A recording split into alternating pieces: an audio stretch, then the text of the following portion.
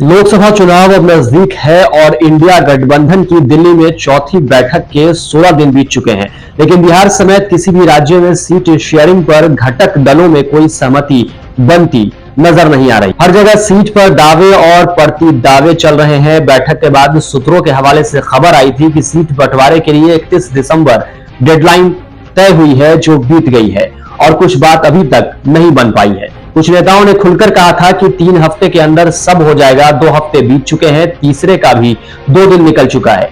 बचे हुए 5 दिन में कोई चमत्कार ही इंडिया गठबंधन में सीट बंटवारा करा सकता है।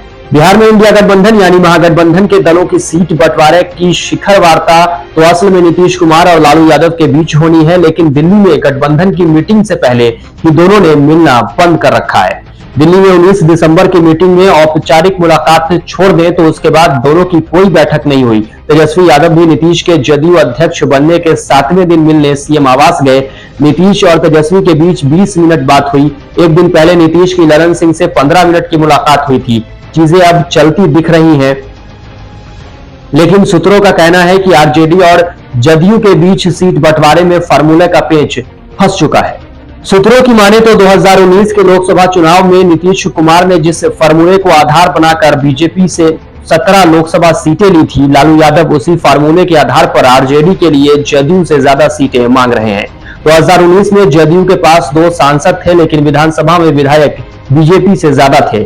जदयू विधायक की संख्या को आधार बनाकर नीतीश ने बीजेपी से 17 सीट पर बराबरी का समझौता किया। बाकी 6 सीटें रामविलास पासवान की लोजपा की गई थी। अब लालू विधायक गिन रहे हैं तो नीतीश सांसद दिखा रहे हैं। जदयू किसी सूरत में आरजेडी से एक कम सीट नहीं लड़ना चाहती ताकि उसके कार्यकर्ताओं का मनोबल बना रहे। मामला फार्मूला पर फंसा हुआ है। जब तक लालू, तेजस्वी और नीतीश सीट बंटवारा का दोनों पक्षों को मान्य फार्मूला तय नहीं कर लेते हैं, तब तक बिहार में न तो आरजेडी और जदयू के बीच सीट शेयरिंग हो पाएगी और न ही कांग्रेस या लेफ्ट पार्टियों के बीच सीट का बंटवारा हो पाएगा। सीट बंटवारे में आरजेडी के सामने कोई संकट नहीं है, क्योंकि लोकसभा में उसका कोई सांसद नहीं है, लेकिन नीतीश के सामने कई सवाल और संकट भी हैं। 2019 में एनडीए से जीते जदयू के 16 सांसदों में 8 ने आरजेडी और 5 ने कांग्रेस को हराया था। बाकी 3 सीट पर आरएलएसपी और हम के उपेंद्र कुशवाहा, जीतन राम मांझी और अशोक आजाद हारे थे। नीतीश को आशंका है कि जदयू की जीती हुई सीट आरजेडी या कांग्रेस को दे दी गई तो उनके सांसद बागी हो सकते हैं और बीजेपी उसका फायदा उठाने के लिए तैयार बैठी है। नीतीश को सिर्फ सीटों की गिनती की चिंता नहीं है, उनके जदयू के कब्जे वाली सीट किसी और को दे देने से पैदा होने वाली समस्या की भी चिंता है। नीतीश की चिंताओं और लालू की उम्मीदों में जब तक संतुलन नहीं बैठ जाता, बिहार में सीट का सवाल पहेली बना रहेगा।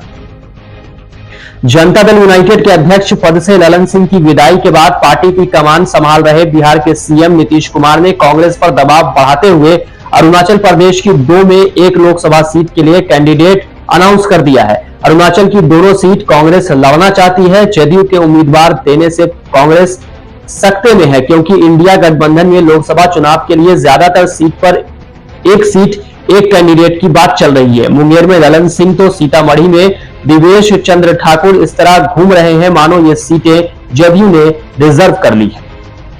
वहीं आरजेडी से असामान्य हो रहे संबंध के बीच ललन सिंह के जदयू अध्यक्ष पद से इस्तीफा देने और पार्टी की बागडोर नीतीश के हाथ में जाने से कांग्रेस को कड़ा मैसेज गया है कि गठबंधन के सूत्रधार को तवज्जो नहीं मिलने से जदयू नाराज है। सितंबर से ही जल्दी सीट बंटवारे की बात कर रहे नीतीश ने अरुणाचल प्रदेश में जदयू कैंडिडेट उतारकर कांग्रेस पर दबाव और बढ़ाया है। बिहार में कांग्रेस के हितों की रक्षा लालू यादव के हवाले है। इंडिया गठबंधन की अगली बैठक से पहले नीतीश ने यह साफ कर दिया है कि अब उनकी उपेक्षा को जदयू बर्दाश्त नहीं करने वाला है।